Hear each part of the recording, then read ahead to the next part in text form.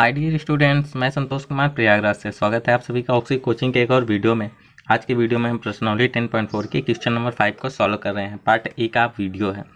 अगर आप इस प्रश्नावली के सारे क्वेश्चन के वीडियो चेक करना चाहते हो तो आप डिस्क्रिप्शन को चेक कर लेना, या फिर अगर आप 9 क्लास की वीडियो एक ही बारी में चेक करनी है आपको तो आप आई बटन या फिर डिस्क्रिप्शन दोनों जगह आपको 9 क्लास के लिए प्लेलिस्ट की लिंक मिल जाएगी, तो आप चेक कर सकते हो। बात कर लेते हैं क्वेश्चन की। एक पार्क में बने 5 मीटर त्रिज्या वाले वृत्त पर खड़ी 3 लड़कियां रेशमा, सलमा एवं मनदीप खेल रही हैं। रेशमा एक गेंद को सलमा के पास, सलमा मनदीप के पास तथा मनदीप रेशमा के पास फेंकती है। यदि रेशमा तथा सलमा के बीच और सलमा तथा मनदीप के बीच की दूरी 6 मीटर हो तो रेशमा और मनदीप के बीच की दूरी क्या है। देखो क्वेश्चन अगर आपको समझ में आया तो ठीक है। आकृति हमने यहाँ पे बनाई ली है। तो देखो एक 5 मीटर त्रिज्या का वृत्त है, ठीक है। इस वृत्त के परिधि पर रेशमा है, सलमा है और मनदीप खड़ी हैं। रेशमा से सलमा तक की दूरी 6 मीटर, सलमा से मनदीप तक की दूरी 6 मीटर और मनदीप से हमें रेशमा तक की दूरी निकालनी है, यानी कि ये आर्यम हमें निकालना है कि आखिर ये कितना होगा। ओके, आपको समझ में आ गया है, अच्छी बात है।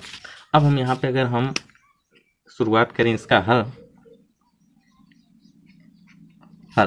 तो देखो हम सिंपल जो चीज़ क्वेश्चन में दिया गया है वो लिख लेते हैं। दिया है कि आर्यस यानी रेशमा से सलमा तक की दूरी आर्यस और ये बराबर है किसके, सलमा से मनदीप तक की दूरी यानी SM equal to 6 metre. Okay, और वृत्त की जो त्रिज्या है वो 5 मीटर है, ये भी दिया गया है तो ये भी लिख लेते हैं कि वृत्त की त्रिज्या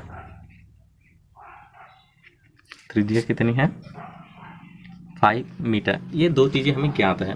अब हमें क्या ज्ञात करना है वो भी लिखना ज़रूरी है।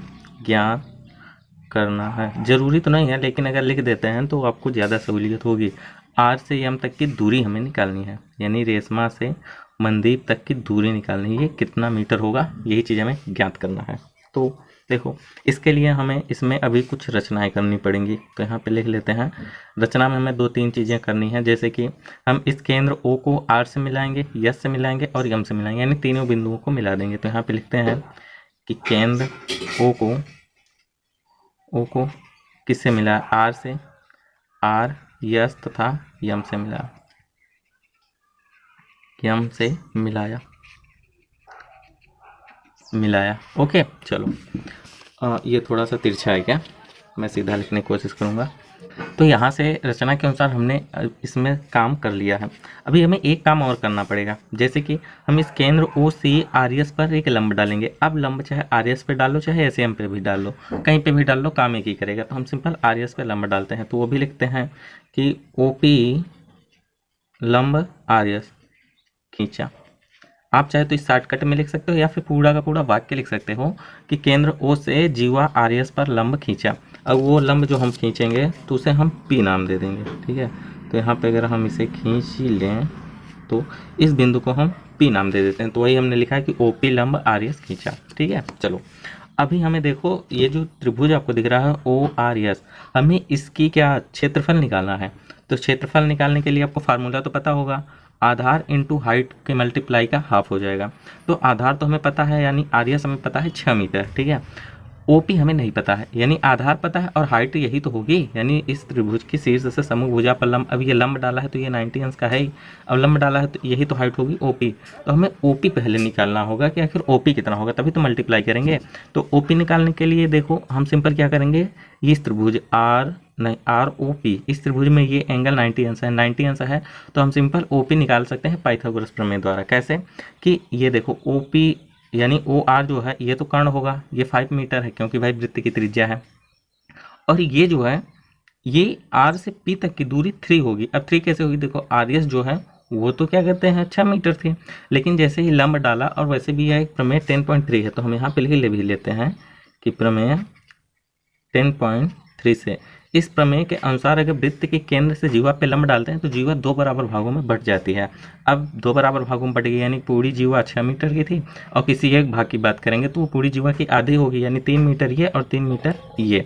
तो हम इसे कुछ मैथमेटिकल भाषा में भी यहाँ पे लिख लेते हैं प्रमेय 10.3 से। तो यहाँ पे पूरा प्रमेय लिखने की ज़रूरत नहीं है, अगर आपकी इच्छा है तो आप पूरा प्रमेय लिख सकते हो कि वृत्त की जीवा से वृत्त के केंद्र से जीवा पर डाला गया लंब जीवा को समद्विभाजित करता है। सिंपल आप लिख लेना, मैंने आपको बोल के बता दिया। हम डायरेक्ट इसके निर्णय पे पहुंचते हैं, यानी आरपी जो है आर एस का आधा होगी, आर एस अपान 2। अब आर एस 6 है, अपान 2 बराबर 3 मीटर, यानी आरपी जो है वो 3 मीटर हमने यहाँ मैथमेटिकली भाषा में भी लिख लिया, सिंपल।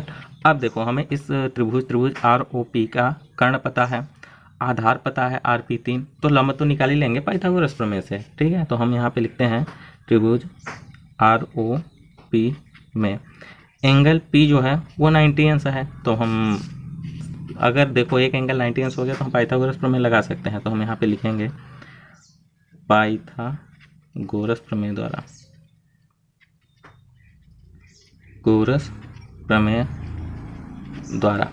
अब पाइथागोरस प्रमेय के अनुसार कर्ण का वर्ग यानी ओ आर का वर्ग, O R square equal to आधार का वर्ग यानी कि R P square plus O P square लंब का वर्ग ओ पी स्क्वायर।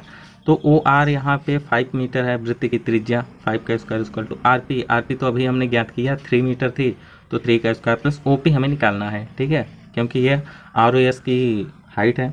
तो ये 25 हो जाएगा इक्वल टू ये 9 हो जाएगा प्लस ओ पी स्क्वायर, ये 9 इधर आएगा तो 25 में माइनस हो जाएगा तो आएगा 16 equal to O P square. अब O P square equal to 16 है तो ओ पी इक्वल टू कितना होगा 4 होगा, ये छोटी सी बात है, दोनों पक्षों का वर्गमूल कर देंगे तो निकल जाएगा, सिंपल। अभी देखो हमें ओ पी निकालना था ना, ओ पी कितना निकला, ये 4 निकल गया है, ठीक है। तो आप थोड़ा गौर करो, ओ पी हमें 4 निकल गया तो अब हम इसके ओ आर एस का वो निकाल सकते हैं, एरिया निकाल सकते हैं, ठीक है। तो हम यहाँ पे निकालेंगे, देखो इधर हमारे पास स्पेस है तो हम यहाँ पे निकाल देते हैं, सॉरी ये स्पेस से थोड़ा चल गया, तो हम यहाँ पे लिखते हैं एरिया ओ आर एस, तो ये क्या होता है 1/2, उसके बाद आधार यानी कि आर पी इंटू हाइट यानी कि ओ पी, सिंपल, चलो अच्छी बात है।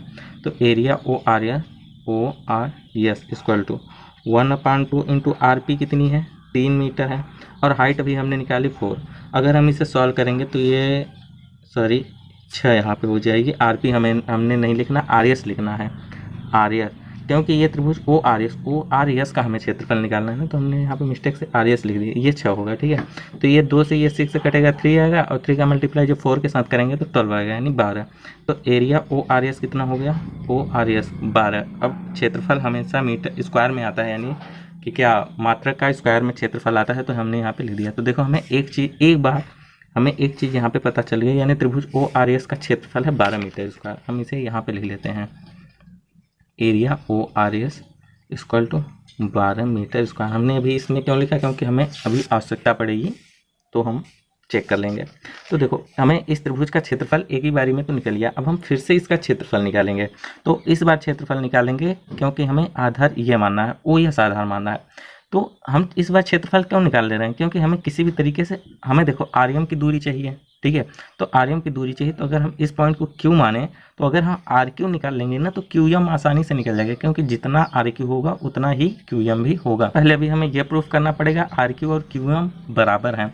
तो इसके लिए आप इस चीज़ को देखो, आर ओ एम एस यानी कि चतुर्भुज आर ओ एम एस में इस चतुर्भुज, यह जो चतुर्भुज है आर ओ एम एस, यह एक पतंगाकार चतुर्भुज है, ठीक है।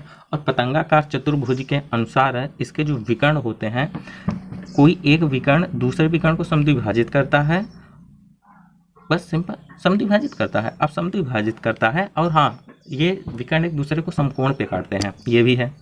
तो यानी कि अब देखो इसके जो विकर्ण आर एम और ओ एस हैं, यहाँ पे लिख लेते हैं ओ एस में यह एक पतंगाकार त्रिभुज है, ठीक है, सॉरी चतुर्भुज है का चतुर्भुज। हमने यहाँ पे इसको आकृति भी लिख ली, ठीक है। तो यहाँ पे जो आर्यम होगा, आर्यम जो होगा वो लंब होगा, क्या कहते हैं, ओ एस ओ, यस ओ।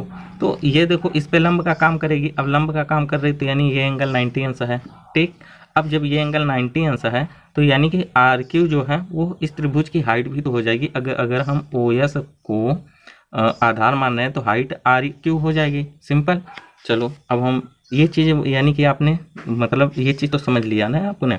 तो अब हम सिंपल इसकी हाइट निकाल लेते हैं। तो अब इसकी हाइट कैसे निकालेंगे, तो यहाँ पे हम फिर से इस त्रिभुज आर ओ एस का क्षेत्रफल निकालेंगे। तो हम यहाँ पे लिखते हैं area R O S equal to, हमने इस बार आधार ओ एस को माना है तो 1/2 इंटू ओ एस और इंटू हाइट में आर क्यू लिया, आर क्यू ही होगा अगर ओ एस आधार है तो हाइट यहाँ पे क्या हो जाएगा R Q into R Q, simple.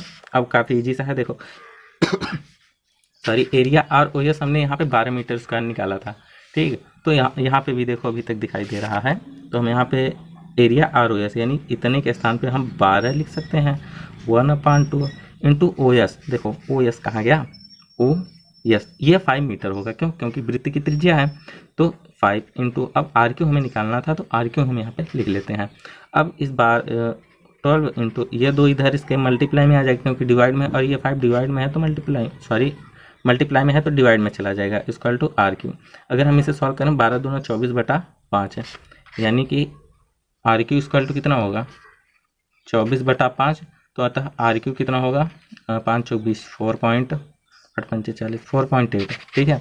Are Q 4.8 आ गया, हम इसे भी लिख लेते हैं, R Q equal to 4.8 metre, ठीक है। चलो अब हम देखो, अब सिंपल देखो आर क्यू जब 4.8 मीटर आ गया तो आर क्यू 4.8 है तो क्यू एम भी तो 4.8 ही होगा, क्यों, क्योंकि भाई यहाँ पे हमने अच्छा यही चीज़ लिखा है क्या, फिर से हम लिख लेते हैं। चतुर्भुज ओ आर एस एम में ओ आर एस एम में विकर्ण ओ एस जो है ओ एस समद्विभाजित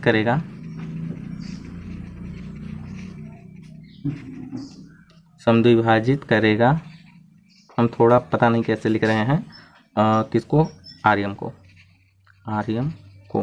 जो ओ एस है वो आर्यम को समद्विभाजित करता है, यानी कि ये जो ओ एस है वो आर्यम को समद्विभाजित कर रहा है, तो यानी कि जो एक भाग है वो दूसरा भाग के बराबर होगा, यानी कि हम लिख सकते हैं कि आर क्यू इक्वल टू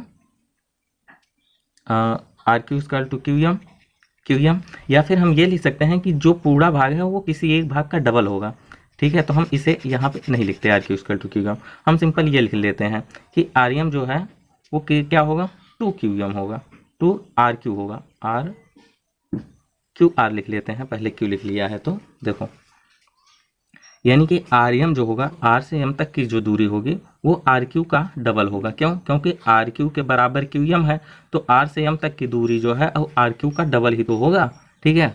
तो अतः हम यहाँ पे लिख सकते हैं R M equal to 2 Q R, ठीक है। अगर आपको समझ में आया तो ठीक है, वरना यहाँ पे R Q equal to Q M proof कर देना और उसके बाद आर एम में इसे और इसे प्लस करके लिख देना। समझ में आया आपको, नहीं आया कोई बात नहीं, हम आपको समझाएंगे, सारी बातें डिटेल में समझाएंगे। देखो इस चीज़ को फिर से लिखते हैं, R Q equal to Q M, ठीक है, समद्विभाजित करेगा तो ये चीज़ होगा तथा एक चीज़, अब देखो आर एम जो है वो R Q plus Q M से मिलके बना है, यानी आर से एम तक की जो दूरी है आर क्यू और क्यू एम से मिलके बना है, सिंपल ये चीज़ तो आपको दिख ही रहा है।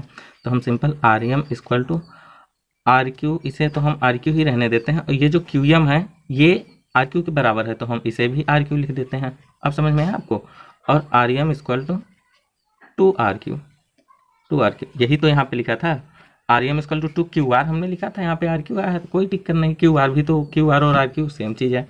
अब देखो अब हम सिंपल यहाँ से अपना वो मान उठा के रख देते हैं, आर क्यू इक्वल टू या फिर Q R equal to 4.8 metre है, तो हम सिंपल इस आर क्यू के स्थान पे 4.8 मीटर लिख देंगे। तो अतः आर एम ये क्या हो गया, अतः R M equal to 2 into 4.8 equal to, ये कितना हो जाएगा 8 दूनी 16 6 हाथ से ले 4 दूनी 8 9 9.6, अर्थात आर एम जो है वो 9.6 मीटर आ गया। और यही चीज़ तो हमें निकालनी थी, यानी कि इसका क्या नाम था, रेशमा से मंदिर तक की दूरी की, रेशमा से मंदिर के बीच की दूरी ही तो निकालनी थी, जो कि हमने यहाँ पे निकाल लिया, कितना 9.6 मीटर। देखो क्वेश्चन काफ़ी बड़ा था, क्वेश्चन का सॉल्व भी काफ़ी बड़ा है, ठीक है, लेकिन आप ये मत समझो कि कठिन है, काफ़ी ईजी सा क्वेश्चन है, बस इसका सॉल्व बड़ा है। अगर आप समझने की कोशिश करोगे तो आपको डिटेल में समझ में आ जाएगा। अगर समझ में प्रॉब्लम हो रही है तो आप एक बार और क्वेश्चन को चेक कर लेना, आपको सारी बातें फिर से पता चल जाएंगी। अगर अभी भी कहीं पे प्रॉब्लम होगी तो आप कमेंट बॉक्स में ज़रूर बता सकते हो टाइम फ्रेम के साथ, या फिर अगर आपके पास कोई क्वेश्चन है तो आप हमारे टेलीग्राम पर ज्वाइन होकर आप हमसे पूछ सकते हो। सो फिर इस वीडियो को यहीं पर समाप्त करते हैं, हम और आप मिलेंगे नेक्स्ट वीडियो में नेक्स्ट क्वेश्चन को सॉल्व करते हुए। तब तक के लिए बाय बाय, टेक केयर, ख्याल रखना अपना, बाय बाय।